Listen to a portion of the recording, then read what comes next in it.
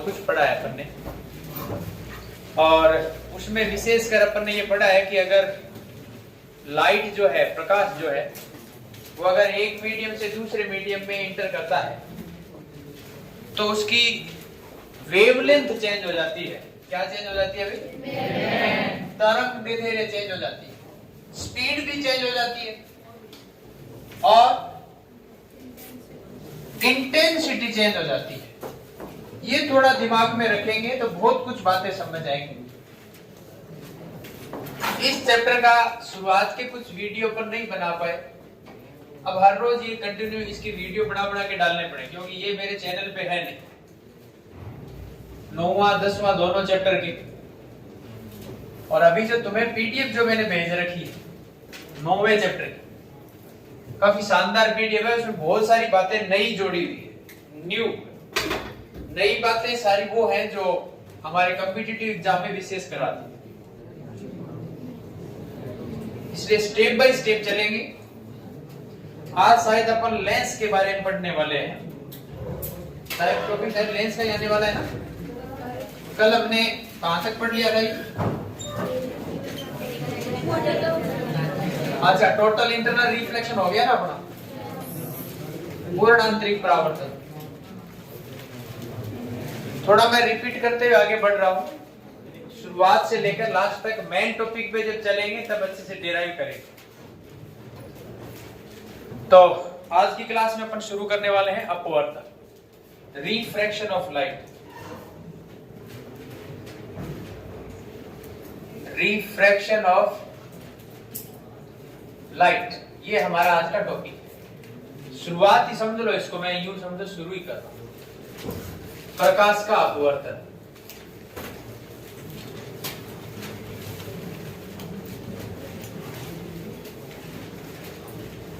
Theory में हमने इसके बारे में खूब पढ़ा है कि जब एक प्रकाश किरण, when a light ray incidents from one medium and goes through another medium, जब एक प्रकाश किरण किसी एक माध्यम से दूसरे माध्यम में प्रवेश करती है तो अपने पथ से विचलित हो जाती है, अपने पथ से विचलित हो जाती है। When a light ray goes through a one medium to another medium, then it deviated from its path. Then this phenomena of light is called refraction of light. अब अगर कहें कि ये अगर माध्यम डेंसर है, डेंसर का मतलब सघन माध्यम, और ये विरल माध्यम है, तो अगर सघन और विरल की बात करें तो विरल से अगर इसका आपतन हो रहा है, इंसिडेंस हो रहा है, इंसिडेंस हो रहा है, और रिफ्रैक्शन किस मीडियम में हो रहा है? डेंसर। अपवर्तन इसका किधर हो रहा है भाई?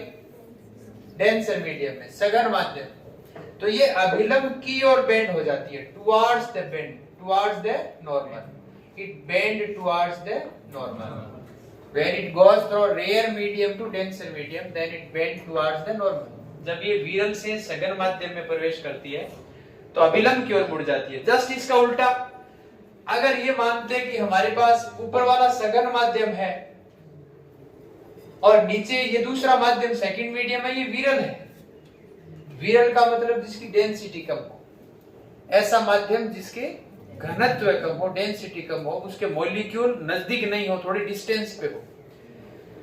ऐसी कंडीशन में जैसे ही प्रकाश किरण अभिलंब के किसी पॉइंट पे गिरती है तो ये अभिलंब से दूर हट जाती है, अपने पाथ से अवे फ्रॉम द नॉर्मल हो जाती है। ये इसका पाथ था रोटेट वाला, ये इससे दूर हट जाती है। ये आपतन कोण है। इतनी सी बात थी प्रकाश के अपवर्तन। हमने पढ़ा कि जब कोई प्रकाश किरण किसी एक माध्यम से दूसरे माध्यम में प्रवेश करती है तो वह अभिलंब से या तो दूर हट जाती है या अभिलंब की ओर मुड़ जाती है। इस घटना को अपन कहते हैं प्रकाश का अपवर्तन। और इसमें अपन ने एक नियम पढ़ना बहुत जरूरी है, जिसको अपन स्नेल का नियम भी कहते हैं और अपवर्तन का नियम भी कहते हैं। नियम क्या है कि आपतन कोण की ज्याद तथा अपवर्तन कोण की ज्याद जो है वो एक नियतांक के बराबर होती है। ये अपवर्तन का नियम है। और नियतांक क्या है? अपवर्तनांक है, रिफ्रैक्टिव इंडेक्स है। इसको कहते हैं फर्स्ट मीडियम के रेस्पेक्ट में सेकंड मीडियम का रिफ्रैक्टिव इंडेक्स। ये अपवर्तनांक जो है ये पहले माध्यम के सापेक्ष दूसरे माध्यम का अपवर्तनांक है, रिफ्रैक्टिव इंडेक्स बोलते हैं इसको, शॉर्ट में आर आई। अर्थात sine I upon sine R का जो मान है ना वो है n12, n is the refractive index, denotation है ये रिफ्रैक्टिव इंडेक्स का। अब कहते हैं कि सर अपवर्तनांक क्या चीज है, हम पढ़ेंगे ये बात अच्छे से।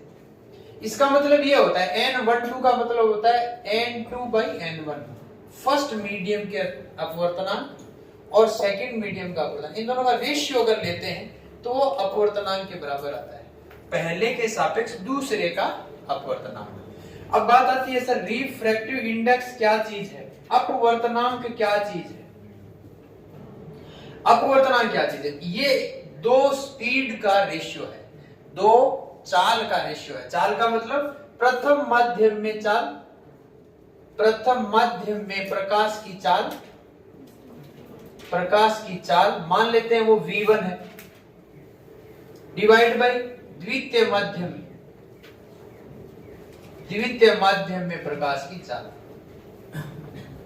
इसका मतलब ये दो स्पीड का रेशियो है, दो चाल का अनुपात है, तो ये मात्रकहीन राशि है, यूनिटलेस क्वांटिटी। अर्थात n12 की अगर बात करें तो वो आता है v1/v2।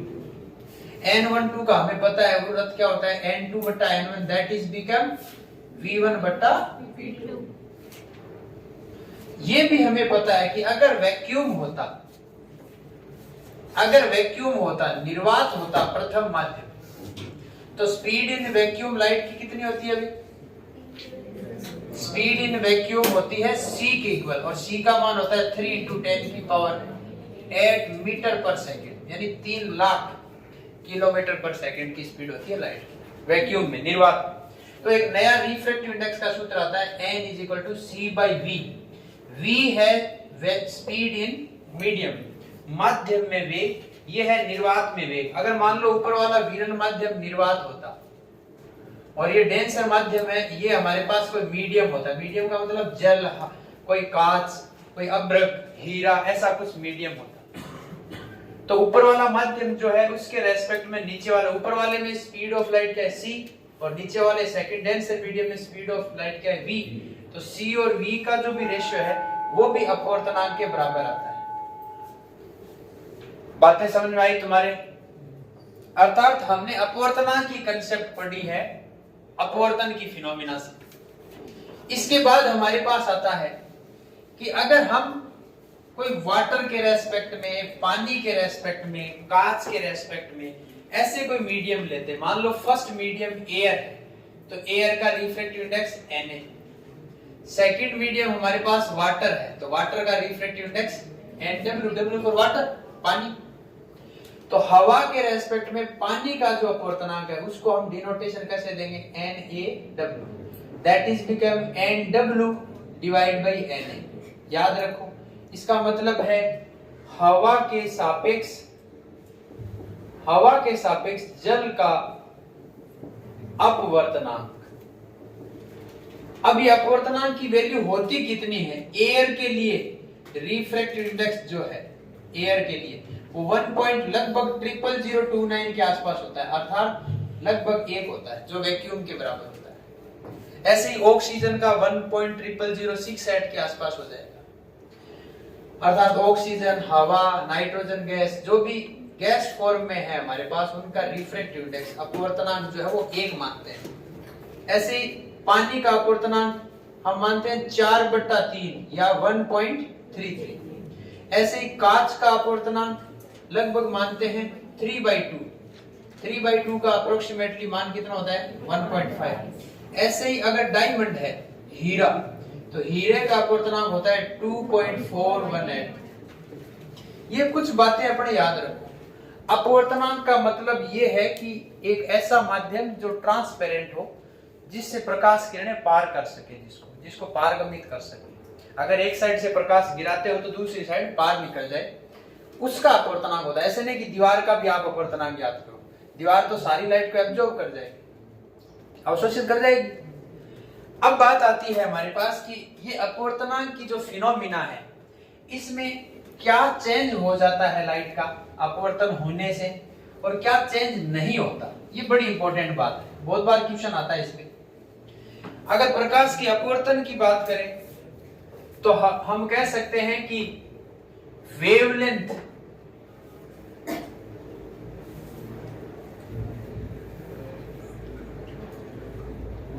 यानी तरंग दैर्ध्य और स्पीड यानी चाल, स्पीड v और इंटेंसिटी को I से भी रिप्रेजेंट करते हैं, ये चेंज हो जाते हैं, ये परिवर्तित हो जाते हैं। अगर प्रकाश का अपवर्तन होता है, एक मीडियम से दूसरे मीडियम में जाता है, तो पहले मीडियम में तरंग दैर्ध्य कुछ अलग है, दूसरे माध्यम में तरंग दैर्ध्य कुछ अलग आएगी। अर्थात मान लो आप यहां से तरंग दैर्ध्य लैम्डा का कोई प्रकाश गिरा रहे हो, तो दूसरे मीडियम में जैसे ही प्रकाश जाएगा ना, तो वेवलेंथ बदल जाएगी, लैम्डा डैश हो जाएगी। ये क्यों होगी? क्योंकि अपवर्तन में प्रकाश का कुछ भाग है वो अवशोषित हो जाता है, एब्जॉर्ब हो जाता है। एब्जॉर्ब होने से उसकी इंटेंसिटी भी कम हो जाती है, उसकी ऊर्जा कुछ मात्रा में कम हो जाती है। ऐसे ही स्पीड ऑफ लाइट हमने देखा, ये वो भी चेंज हो जाएगी। क्या चेंज नहीं होगी? केवल एक फ्रीक्वेंसी चेंज नहीं होगी। फ्रीक्वेंसी ऑफ लाइट जो है, फ्रीक्वेंसी मतलब प्रकाश की जो आवृत्ति है, वो परिवर्तित नहीं होती, ये बातें याद रखनी है। स्पीड ऑफ लाइट चेंज हो जाएगी, वेवलेंथ चेंज हो जाएगा, इंटेंसिटी चेंज हो जाएगी, लेकिन क्या चेंज नहीं होगी? और वहीं अगर अपन लोग परावर्तन की बात करें, जो इससे पहले की फिनोमिना हम पढ़ के आए हैं, प्रकाश के परावर्तन की बात करें, तो प्रकाश के परावर्तन में क्या चेंज हो जाता है भाई? केवल इंटेंसिटी चेंज होती है, बाकी कुछ चेंज नहीं होता। इंटेंसिटी ऑफ लाइट चेंज होती है। इंटेंसिटी ऑफ लाइट का मतलब प्रकाश की तीव्रता, प्रकाश की तीव्रता चेंज होती है, तीव्रता परिवर्तित होती है। और क्या चेंज नहीं होता भाई? वेवलेंथ चेंज नहीं होती, स्पीड ऑफ लाइट चेंज नहीं होती और फ्रीक्वेंसी चेंज नहीं होती। क्यों नहीं होती? क्योंकि परावर्तन में माध्यम वही है, यहां से प्रकाश गिरा और इसी माध्यम में वापस लौट जाता है। इस फिनोमिना को रिफ्लेक्शन ऑफ लाइट कहते हैं। क्या कहते हैं भाई? रिफ्लेक्शन। और ये है रिफ्रैक्शन, दोनों में अंतर है, डिफरेंस। ये परावर्तन है। परावर्तन में प्रकाश जब आपतित होता है तो वो उसी माध्यम में वापस लौट जाता है। इसमें आपतन कोण जितना होता है उतना ही परावर्तन कोण होता है, लेकिन यहां नहीं होता। अपवर्तन में आपतन कोण और अपवर्तन कोण ये दोनों अलग अलग होते हैं। इसकी ज्या यानी साइन आई और इसकी साइन आर, दोनों का रेशियो है वो अपवर्तनांक के बराबर होता है। इसमें साइन आई बटा साइन आर जो है वो म्यू या एन के बराबर होता है। N is the refractive index, mu से भी इसको डिनोट करते हैं। ये कुछ बातें थी जो पहले के टॉपिक में अपन पढ़ चुके हैं। तो परावर्तन में क्या चेंज नहीं होता? आवृत्ति प्रकाश की चाल क्यों नहीं होती भाई? क्योंकि माध्यम वही है। जब तक माध्यम नहीं बदलेगा तब तक प्रकाश की चाल नहीं बदलेगी। तो परावर्तन में तो एक ही माध्यम में हो रहा है परावर्तन, आपतित किरण भी उसी में है और रिफ्लेक्टेड परावर्तित किरण भी उसी माध्यम में, इसलिए प्रकाश की चाल नहीं बदलती, आवृत्ति नहीं बदलती और तरंग दैर्ध्य वेवलेंथ नहीं बदलती। बदलती है क्या? इंटेंसिटी। समझ में आ रही बात? इंटेंसिटी क्यों बदलती है? क्योंकि परावर्तन में प्रकाश का कुछ भाग इस पृष्ठ द्वारा अवशोषित कर लिया जाता है। तो अवशोषित करने से जो आपतित प्रकाश किरण थी उसकी ऊर्जा थोड़ी ज्यादा है और परावर्तित किरण की ऊर्जा थोड़ी कम है, इसलिए इंटेंसिटी इसकी बदल जाती है। यहां तक ठीक है मामला? आगे बढ़े? चलो आगे बढ़ते हैं।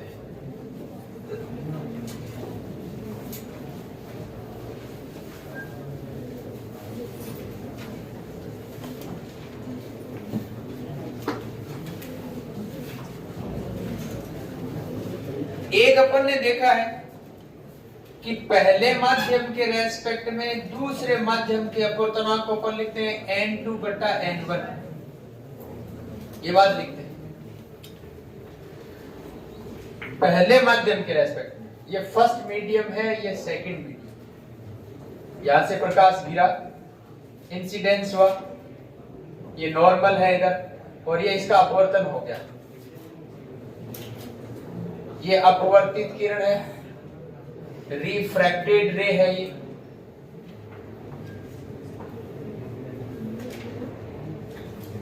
ये इंसिडेंस रे है। इन दोनों से हमने ये सीखा है कि फर्स्ट मीडियम के रेस्पेक्ट में रिफ्रैक्टिव इंडेक्स n1, सेकंड के रेस्पेक्ट में n2, इन दोनों का रेस्पेक्टिव अगर ज्ञात करते हैं तो वो होता है n2 बटा n1। लेकिन सेकंड के रेस्पेक्ट में फर्स्ट का ज्ञात करें तब क्या लिखेंगे, n21, that is become n1 बटा, इसको भी और ढंग से लिखे तो हम क्या लिख सकते हैं, n12 लिख सकते हैं, 1/n12 लिख सकते हैं। अर्थात अगर आप लोग n12 into n21 को मल्टीप्लाई करते हो तो वो किसके बराबर आता है, इन दोनों को प्रोडक्ट करके देखो 1 के बराबर आ जाएगा। ये कई बार इस प्रकार के प्रश्न बन जाते हैं, जैसे पानी के रेस्पेक्ट में कांच का अपवर्तनांक और फिर कांच के रेस्पेक्ट में वापस पानी का अपवर्तनांक, दोनों का अगर प्रोडक्ट करें तो 1 के बराबर आ जाएगा। ठीक है, आगे बढ़ते हैं। हमने आज का जो विशेष टॉपिक हम पढ़ने वाले हैं वो है लेंस। क्या टॉपिक है? लेंस। प्रकाश के अपवर्तन की सबसे बड़ी जो एक प्रकार की प्रायोगिक व्यवस्था है वो लेंस है। क्या है? लेंस। और दर्पण जो है वो किसको बताता है भाई? वो परावर्तन को बताता है। और लेंस किसको बताता है?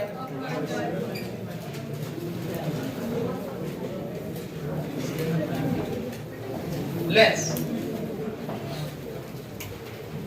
क्या परिभाषा है लेंस की? कोई बताएगा? कोई बताएगा क्या परिभाषा है? है तुम में से कोई?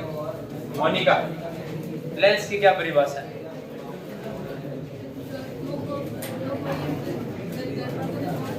गलत। दर्पण की बात कहां है? फिर से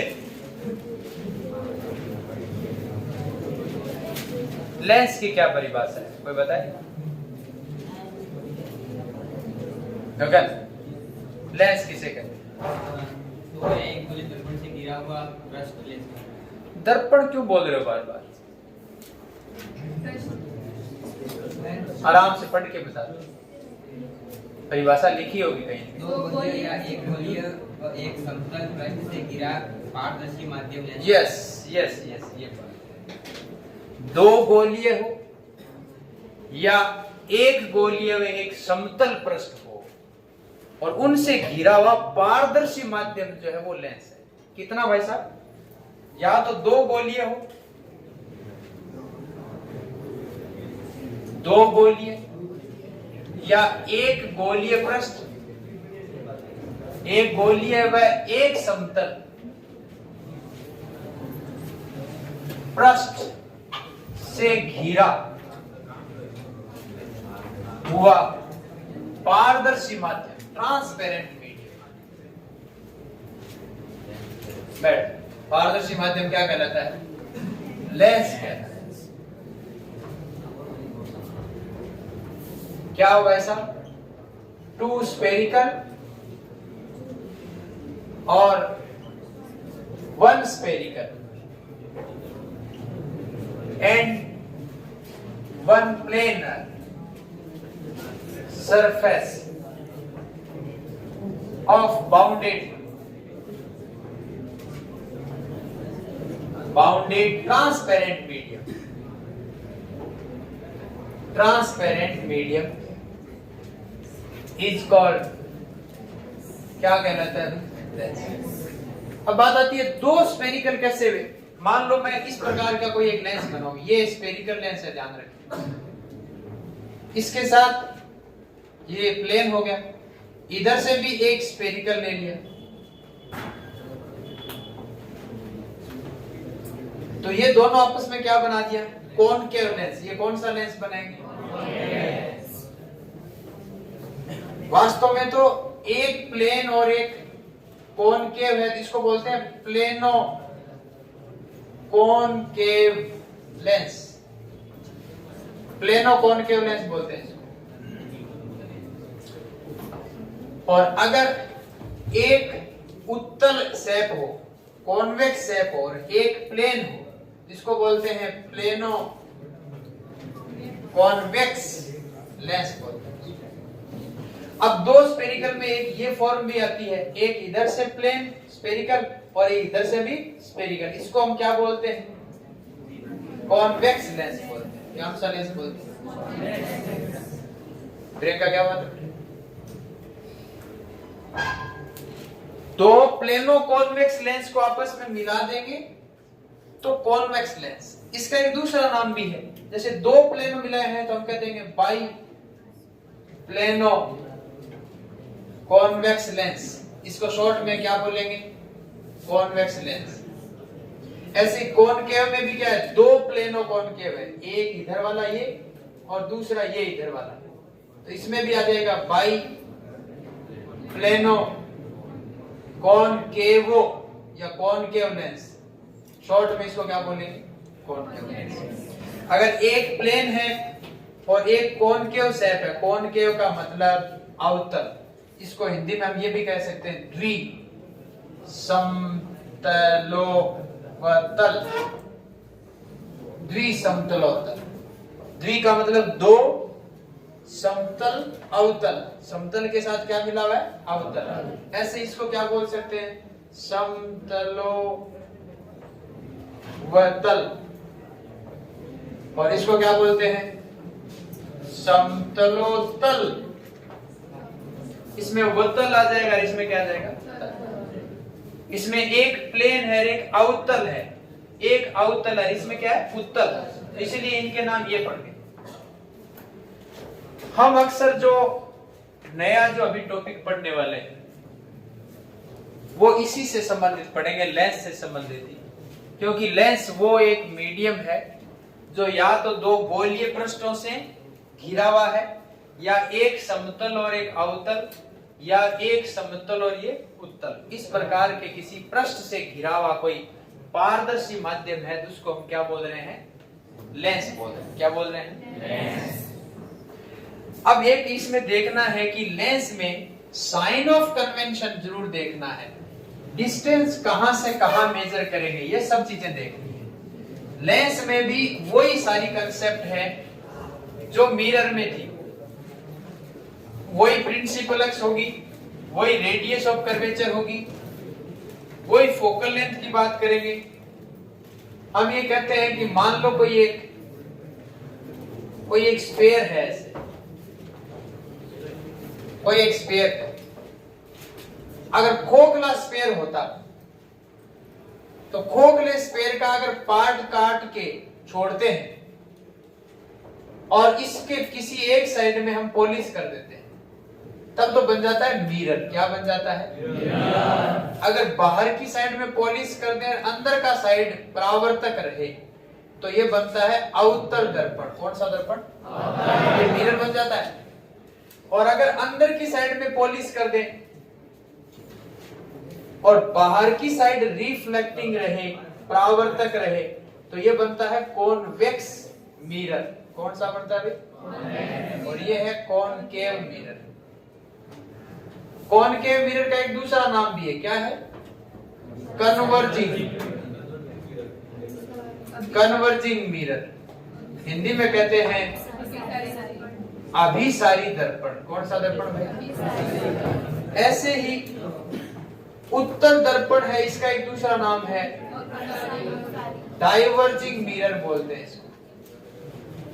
अपसारी दर्पण। अब थोड़ा सा ध्यान देना, क्योंकि अब लेंस के बारे में पढ़ने वाले हैं, तो जस्ट नाम बदल जाएंगे, तरीके बदल जाएंगे सारे। हम कह रहे हैं कि कोई एक कांच का भाग है जो गोलाकार है, इसमें से कुछ भाग काट लिया, ये कुछ शेप बन गई है।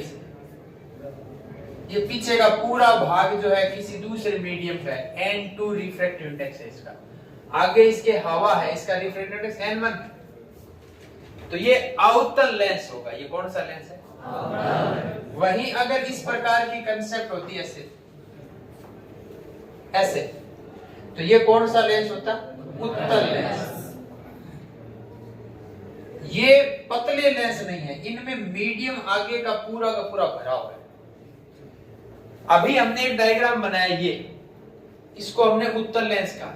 तो ये पतले लेंस है, थिन लेंस है, इसमें एरिया बाउंडेड है, दोनों साइड में एक ही मीडियम है, केवल मीडियम बीच का ही चेंज है। ये पतले लेंस की कंसेप्ट है। लेकिन ये कौन से हैं? थिक लेंस, मोटे लेंस है। इनके पीछे का भाग पूरा का पूरा ऐसा ही है, कांच का ही। तो एक तो अपवर्तन सूत्र ज्ञात करना पड़ेगा। अपवर्तन सूत्र के बाद जब पतले लेंस की कंसेप्ट पढ़ेंगे तब एक सूत्र आएगा, लेंस मेकर सूत्र, लेंस मेकर फॉर्मूला। ये हमारे इंपॉर्टेंट में आएगा। ये भी अपवर्तन सूत्र भी इंपॉर्टेंट है। तो मैंने आपको कहा है कि बोर्ड परीक्षा के हिसाब से 4 नंबर का जो प्रश्न बनता है वो अभी एक अपवर्तन सूत्र में भी 4 नंबर को हम सभी देख सकते हैं। एक मिरर की इक्वेशन ज्ञात की थी, वहां था दर्पण समीकरण, साथ में उसका न्यूमेरिकल जो अपन ने किए। अभी अब अपवर्तन का जो सूत्र ज्ञात करेंगे, ये डायग्राम अच्छे से समझना है। और अगर स्टेप बाय स्टेप चलते हैं जिसका उत्तर बहुत आसानी से आ जाता है। कैसे आएगा देखेंगे। तो अभी मैंने आपको समझाया कि लेंस क्या चीज है, मिरर कैसे बनता है। लेंस में भी हम पढ़ रहे हैं कि लेंस 2 प्रकार के हैं, एक कॉनकेव और एक कॉन्वेक्स, एक उत्तल लेंस और एक अवतल लेंस। ये 2 प्रकार के लेंस हैं। एक चीज और थोड़ी देखें कि ये जो लेंस हम मान के चल रहे हैं, इस लेंस का सेंटर पॉइंट क्या कहलाएगा भाई? पोल पॉइंट कहलाएगा। क्या कहलाएगा? हिंदी में अपन इसको क्या कहते हैं? ध्रुव बिंदु कहेंगे। इसको P से रिप्रेजेंट कर दो, कई किताब वाले C से रिप्रेजेंट कर देते हैं। अब ये वास्तव में देखें तो एक गोले का ही भाग था। तो इस गोले का जो सेंटर पॉइंट है इसको हम क्या कहेंगे? शाबाश, सेंटर ऑफ कर्वेचर। हिंदी में क्या कहेंगे? वक्रता केंद्र बिंदु। राइट? वक्रता केंद्र बिंदु आता है। अब वक्रता केंद्र बिंदु और पोल पॉइंट के बीच की जो दूरी है वो इसकी रेडियस है स्फीयर की। इस गोले की क्या त्रिज्या है, तो इसलिए इसको हम R से रिप्रेजेंट करेंगे। नाम क्या देंगे? Radius of curvature. जो सेम की सेम मिरर में कंसेप्ट पढ़ी है वही कंसेप्ट किस में आने वाली है? लेंस में। मिरर क्या कर देता है? प्रकाश को परावर्तित कर देता है और ये अपवर्तित कर देता है। दोनों में मेन डिफरेंस यही है, लेंस प्रकाश का अपवर्तन की घटना को प्रदर्शित करता है, दर्पण प्रकाश के परावर्तन की घटना को प्रदर्शित करता है। मिरर है वो रिफ्लेक्शन ऑफ लाइट को शो करता है, लेंस है वो रिफ्रैक्शन ऑफ लाइट को शो करता है। अब अपन एक कंसेप्ट देखें। हम ये माने कि अगर कोई पैरेलल रे इंसिडेंट हो रही है तो उसके साथ अब क्या होना चाहिए भाई? रिफ्लेक्ट होनी चाहिए कि रिफ्रैक्ट होनी चाहिए? मैं यहां डायग्राम बना रहा हूं अलग से। ये मान लो हमारे पास लेंस है ऐसा, इधर वाला मिटा देता हूं थोड़ा। ये इसकी प्रिंसिपल अक्ष है। ये कौन सी अक्ष है भाई? शाबाश, मुख्य अक्ष है। अगर कोई प्रकाश किरण समांतर आ रही है ऐसे तो अपवर्तित किधर होगी भाई? शाबाश, इधर अपवर्तित होगी। क्यों? पृष्ठ पे, स्फेरिकल पृष्ठ पे अगर अभिलंब खींचते हो तो वो हमेशा C से गुजरता है। कहां से गुजरता है? C से। समझ में आ रही बात? तो अभी हमारा टॉपिक शुरू होने वाला है कि अपवर्तन सूत्र अवतल लेंस के कारण। किसके कारण? अवतल लेंस के कारण। थोड़ा सीरियस रहे। बाकी साइन ऑफ कन्वेंशन और वो सारी बातें वही है जो हम मिरर के अंदर पढ़ के आए थे। कौन सा सूत्र ज्ञात करना है भाई? अपवर्तन सूत्र ज्ञात करना है। किसके कारण? अवतल लेंस के कारण।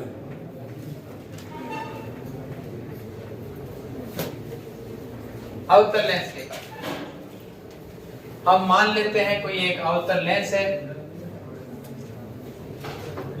अवतल लेंस का कुछ नाम दिया होगा हमने, SPS दिया है क्या? ये इसका पोल पॉइंट P है, ये S पॉइंट, ये SPS कोई अवतल पृष्ठ है। हो सकता है कुछ और नाम दिया हो, ये दिया। ये इसकी मुख्य अक्ष है। ये इसकी कौन सी अक्ष है भाई? मुख्य अक्ष। कोई एक ऑब्जेक्ट है जो बिंदु O पर रखा हुआ है, थोड़ा बड़ा बनाए इसको, पीछे ले लेते हैं थोड़ा। कोई एक ऑब्जेक्ट है O, यहां से प्रकाश किरण है वो यहां जाके गिर रही,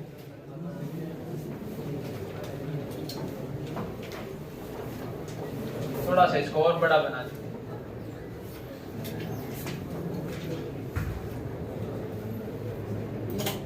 ऐसा करते हैं, चित्र में हर एक बात दिख जानी चाहिए। क्या होना चाहिए?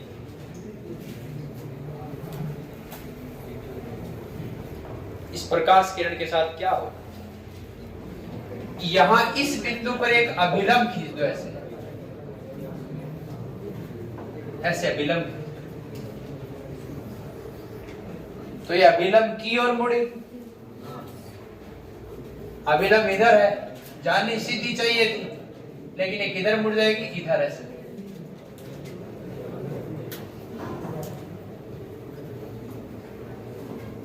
खबर पड़ी? किसी को समझ में नहीं आया तो डायग्राम हाथ से बना के देखें इसको, रह जाओगे। और 1.5 नंबर का तो डायग्राम आएगा तुम्हारे बोर्ड।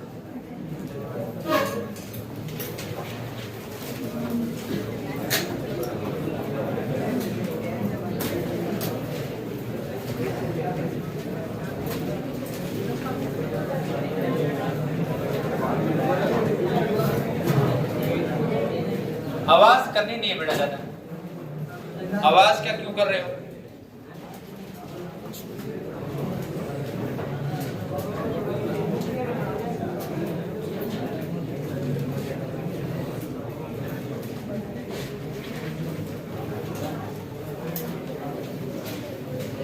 गड़बड़ डायग्राम बना रखे हैं लगभग सभी।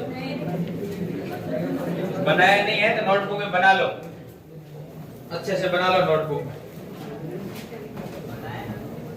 जिन्होंने बनाया है अच्छी बात, नहीं बनाया है वो बना लो।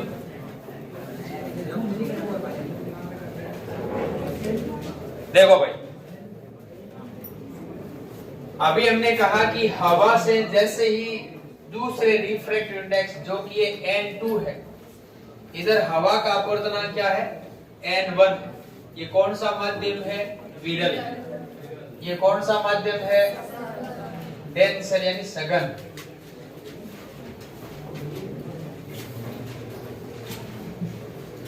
बड़ा ही शानदार डायग्राम बनना चाहिए। अब एक बात याद रखो, जब अवतल लेंस की शेप बनी हुई है तो जिस साइड में ऑब्जेक्ट रखा है, वस्तु रखी है, उसी साइड में उसका प्रतिबिंब बनता है अवतल लेंस में। अवतल दर्पण की बात अलग है, अवतल लेंस की जब बात करते हैं ना, तो इसी साइड में इसको आप पीछे बढ़ाओ ऐसे। इसको आप क्या करना है? अपवर्तित किरण को पीछे बढ़ाओ ऐसे।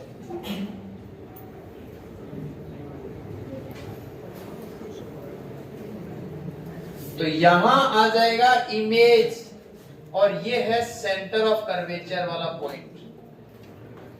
ये अपवर्तित किरण है, इसको आप पीछे बढ़ाओगे तब इमेज वाला पॉइंट मिलेगा। मान लेते हैं जो वस्तु है वो एल्फा कोण बना रही है प्रिंसिपल अक्ष के साथ। कितना बना रही है भाई? वस्तु से जाने वाली प्रकाश किरण मुख्य अक्ष के साथ एल्फा कोण बना रही है। तो प्रतिबिंब के साथ बनने वाली प्रकाश किरण हो जाएगी बीटा। एंगल कितना बनाएगी? बीटा। और जो सेंटर ऑफ कर्वेचर है उसके साथ बनने वाला कोण हो जाएगा गामा। यहां एक बिंदु बता देते हैं। क्या बिंदु बताएं भाई? ए बता देते हैं। चलो और यहां से एक लंब डाल देते हैं ताकि एक अच्छा त्रिभुज बन जाए, वो है एम। एम और पी के बीच का गैप बहुत कम है, बहुत कम, मतलब ये कर्व शेप डायग्राम में ज्यादा दिख रही है, इतनी होती नहीं है लेंस। डायग्राम बना लो, जिसके नहीं बना हुआ है, सही गलत है चेक कर लो अपना, गलत है तो सही कर लो। तुमसे कुछ पूछा जाएगा।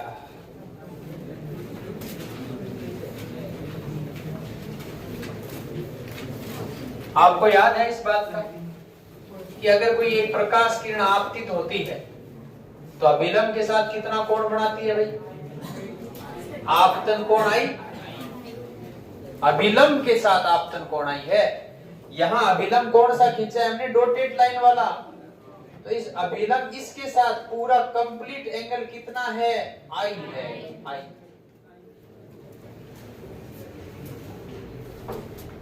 समझ में आ रही बात? तो अपवर्तन कोण कितना हो जाएगा बच्चों? आर हो जाएगा। शाबाश। अब जितना अपवर्तन कोण है उतना ये वाला कोण कितना हो जाएगा? आर। ये अंदर का कोण रेड पेन से जो मैं बना रहा हूं ये, क्योंकि इस प्रकार की शेप में जितना एंगल यहां बनता है उतना एंगल यहां बनना चाहिए। ये अंदर का कोण ये है। तो चित्र बनाते समय विशेष बातें देखें थोड़ी सी। आई एंगल तो कंप्लीट है, अभिलंब के साथ बन रहा है। दूसरा अभिलंब इधर है, ये एंगल रिफ्रैक्शन एंगल है। ये कौन सा एंगल है? एंगल ऑफ रिफ्रैक्शन है। हिंदी में क्या कहेंगे? अपवर्तन कोण है। ये कंप्लीट क्या हो जाएगा? आपतन कोण। कौन सा है? Angle of incidence.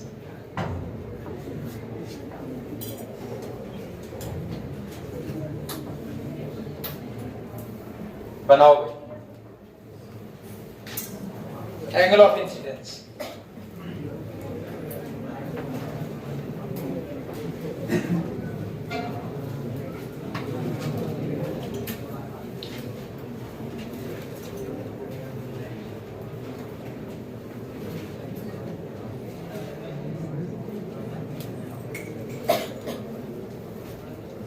बन गया होगा?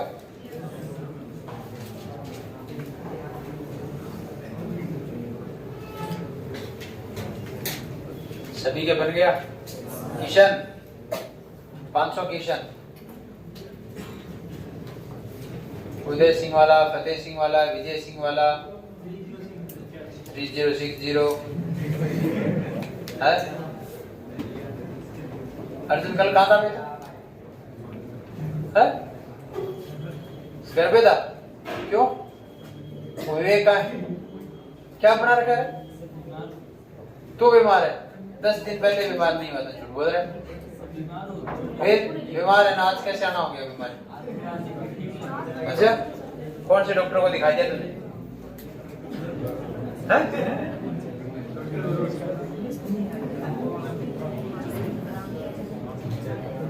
दिन थोड़े बचे हैं तुम्हारे पास, अब ज्यादा समय नहीं बचा। क्या कह रहे?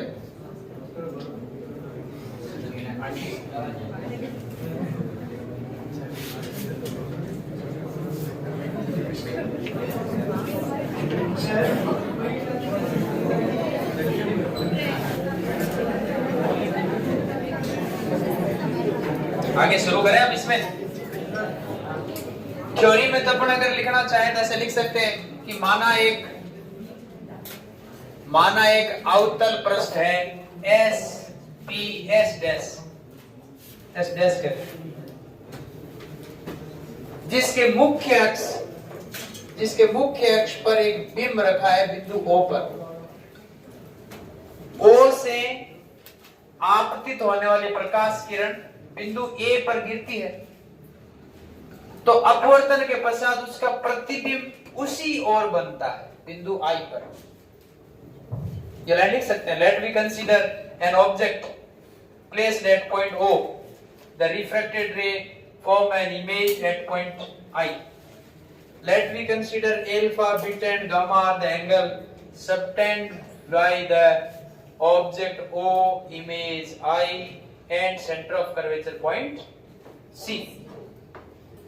ट्राइंगल है, इसमें थोड़ा ध्यान से देखने वाली बात है। इसमें ट्राइंगल बने हुए त्रिभुजों से ही हम देखेंगे कि कौन से त्रिभुज में क्या कर सकते।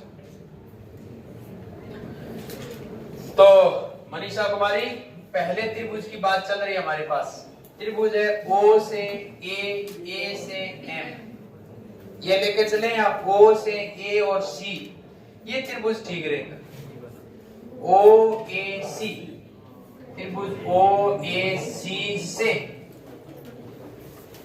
आपको याद होगा कोई भी ट्राइंगल हो, इंटीरियर एंगल का योग जो है एक्सटीरियर एंगल के बराबर होता है। अंतः कोणों का योग बाह्य कोण के बराबर होता है। यहाँ इस ट्राइंगल में देखो ये अल्फा बन रहा है, ये अंदर कितना बन रहा है आई, और बाहर का कोण कितना बन रहा है गामा।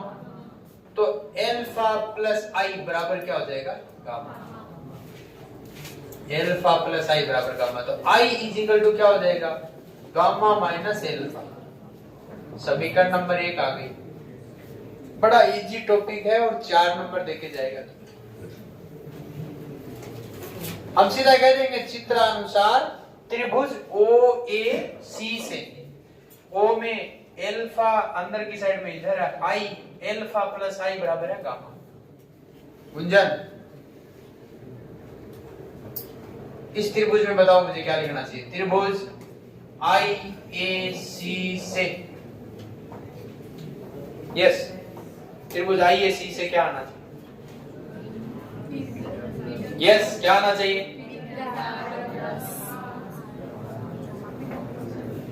क्या आना चाहिए भाई? इसमें अंतर कौन से बीटा और आर है, इसके साथ योग किसका हो रहा है? तो beta plus R that is become gamma. तो आर इज इक्वल टू क्या हो जाएगा गामा माइनस बीटा।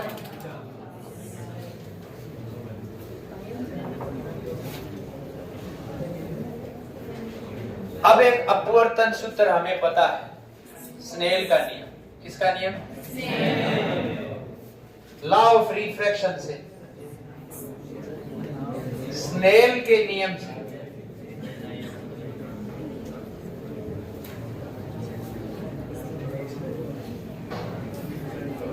स्नेल का नियम हमें कहता है साइन आई बट्टा साइन आर जो है वो बराबर होता है म्यू के, रिफ्रैक्टिव इंडेक्स म्यू।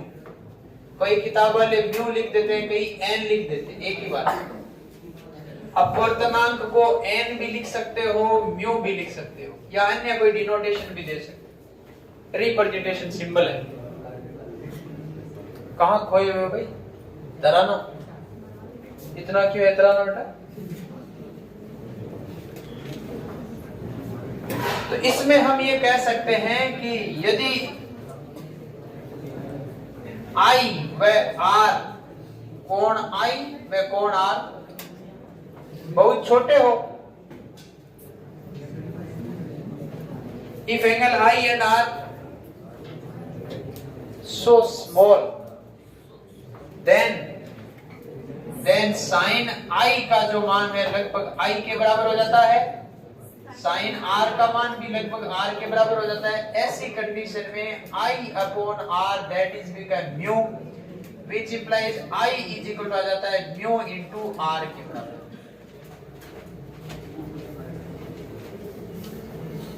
इसके बराबर आ जाता है।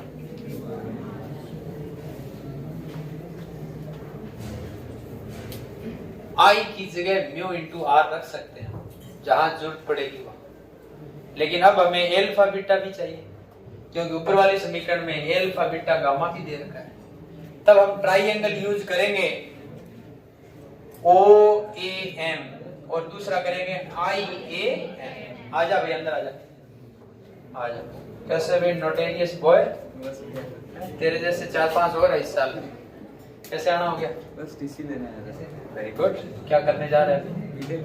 कहाँ से? सिल्वर और गमला। वेरी गुड, लगे रहो, बढ़िया।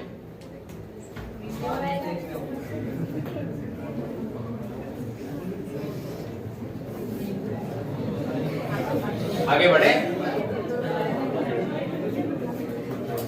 देखो भाई, अब हम कह देंगे त्रिभुज ओ ए एम व त्रिभुज आई ए एन से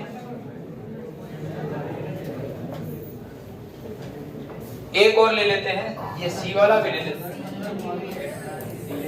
गोमा लगा के लिख देते हैं वह त्रिभुज सी ए एम से, इन तीनों से ही ले लेते हैं।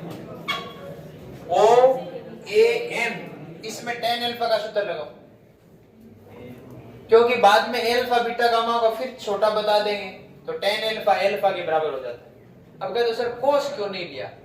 मैं कई बार चर्चा कर चुका हूं, साइन थीटा और tan थीटा जब एंगल के मान कम होते हैं, छोटे होते हैं, तो tan थीटा भी थीटा के बराबर हो जाता है, साइन थीटा भी थीटा के बराबर, लेकिन कोस थीटा है वो 1 के बराबर हो जाता है। अगर कोण का मान बहुत छोटा होता है तो कोस थीटा है वो 1 के बराबर हो जाता है, इसलिए कोस थीटा का सूत्र नहीं लिया। अब कहते हैं साइन थीटा का क्यों नहीं लिया? साइन थीटा का इसलिए नहीं लिया कि हमारे पास हाइपोटेनियस का मान नहीं है, हमें पता ही नहीं है कितना है, हमें पता है बेस का मान, तो perpendicular upon base tan theta में आता है। कह दो सर परपेंडिकुलर अपॉन बेस, तो बेस तो कोस में भी आता है, लेकिन कोस में फिर हाइपोटेनियस आता है। हाइपोटेनियस ये वाली दूरी हमें पता ही नहीं है, आपतित किरण की दूरी कितनी है हमें पता नहीं है। हमें ये पता है कि वस्तु की दूरी यहां से यहां तक होती है, जिसको हम -u लिखेंगे। क्यों लिखेंगे? क्योंकि ये आपतित किरण के विपरीत दिशा में है इसका मान। कैसे? क्योंकि दूरी हमेशा कहां से मापी जाती है? पोल पॉइंट से। ऐसे ही जो इमेज है, प्रतिबिंब है, इस प्रतिबिंब की दूरी भी हम कितनी मानेंगे? -v लेके चलेंगे। लास्ट हम इस वक्रता केंद्र बिंदु की दूरी को कितना मान के चलेंगे? -r मान के चलेंगे। ये हमेशा इस ध्रुव बिंदु से ये दूरियां मापी जाती हैं। अपने चित्र में सही कर लो ये भी बात।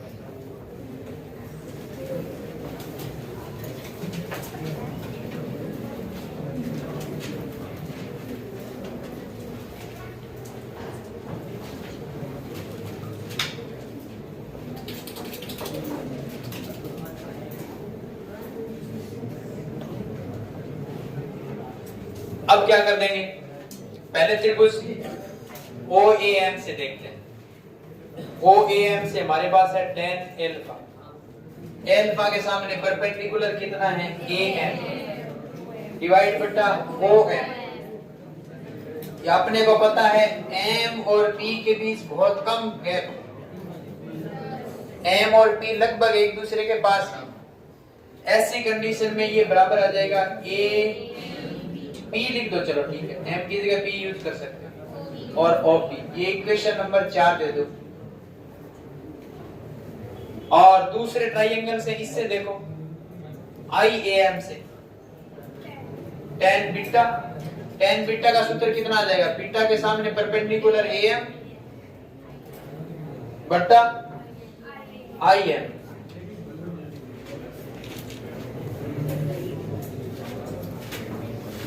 AM को अपन AP लिख सकते हैं, इसको IP लिख सकते हैं। Equation number 5। Next tan gamma में क्या है? C से PM, ये वाला ट्रायंगल है मेरे पास, वो आ जाएगा AM बटा CM, और इसको आप लिख सकते हैं AP बटा CP। Equation number 6। ये सारी इक्वेशन आ गई हमारे पास। उत्तर आने वाला है अभी।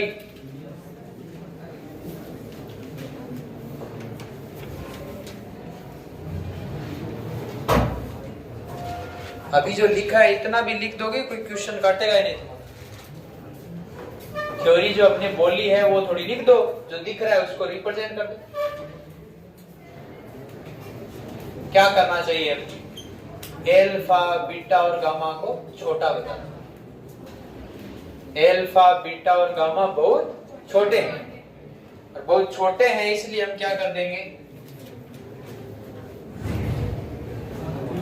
tan अल्फा लगभग बराबर एल्फा के हो जाएगा, इसका मान हो जाएगा ए पी बट्टा ओ पी, आ जाएगा tan alpha is equal to alpha.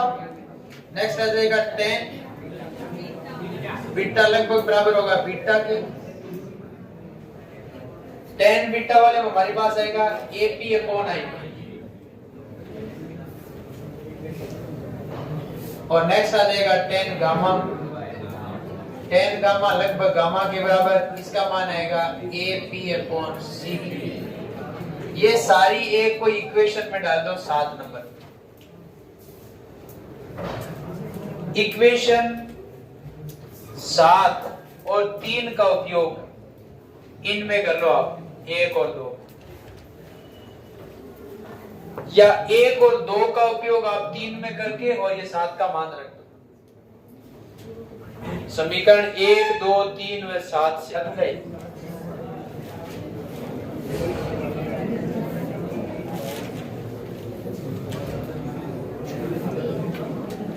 इसमें एपी वगैरह ये देखने पड़ेंगे।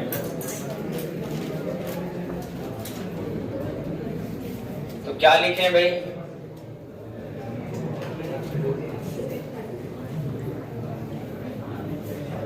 आप आई की जगह म्यू इंटू आर रख सकते हो, या 1 और 2 का डिवाइड कर दो तो उचित रहेगा। समीकरण 1 बट्टा 2 करके देखो आप, ये आई बट्टा आर हो जाएगा, इसका मान होगा गामा माइनस एल्फा बट्टा हो जाएगा गामा माइनस बीटा। आई बट्टा आर की जगह पर म्यू यूज कर सकते हैं, म्यू आई बट्टा आर की जगह, ये शब्द यहां से आ सकता है। अब गामा की जगह क्या यूज करेंगे, गामा की जगह करेंगे A P upon C P, minus alpha की जगह है A P upon O P, whole divide by A P upon C P इस गामा की जगह, माइनस बीटा की जगह आ जाएगा ए पी अपॉन आई। ये कोई समीकरण दे दो आज,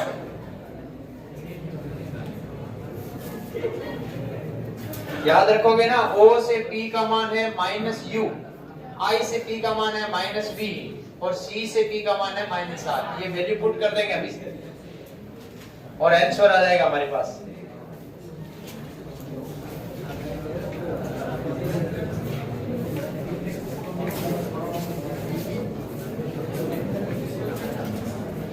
इस म्यू को अपन लिख सकते हैं म्यू 1 2,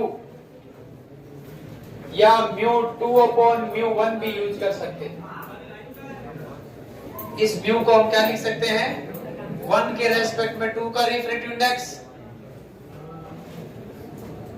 या म्यू 2 बट्टा म्यू 1, n भी यूज कर सकते हो, n2 बट्टा n1 भी लिख सकते हो। इसको बराबर क्या है, एपी कॉमन आके कैंसिल हो गया, ऊपर बच गया 1 upon CP minus 1 upon OP whole divide बट्टा, इधर एपी एपी ऊपर वाले कैंसिल कर गए, 1 अपॉन सीपी माइनस 1 अपॉन आई। क्रॉस मल्टीप्लाई कर दो सबको, क्रॉस मल्टीप्लाई करेंगे तो ये आ जाएगा mu 2 multiply 1 upon CP minus 1 upon IP, इधर आ जाएगा म्यू 1 अपॉन सीपी ऊपर वाला minus 1 upon OP. Value put कर दो सब जगह, वैल्यू को पुट कर दिया जाए।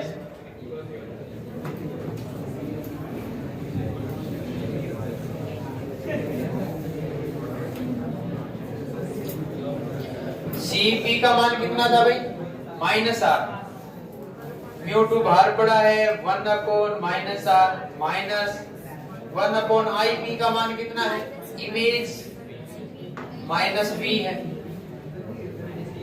बराबर mu 1 multiplied by 1 upon CP minus R minus 1 upon minus you,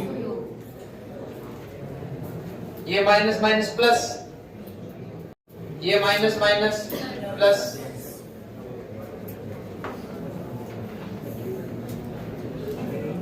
finally उत्तर आ गया mu 2 upon minus R plus mu 2 upon V is equal to mu 1 upon R, वही माइनस का,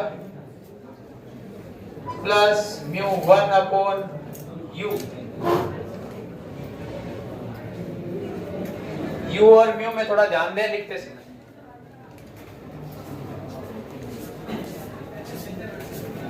ये वाला मान इधर ले आओ, ये उधर ले जाओ। म्यू 2 अपॉन वी माइनस हो जाएगा म्यू 1 अपॉन यू, ये हो जाएगा माइनस का mu 1 upon R plus mu 2 upon R, ये माइनस को इधर ले लो। इसमें आप कॉमन निकाल सकते हो निकालना चाहो, नहीं तो यही सूत्र ठीक है।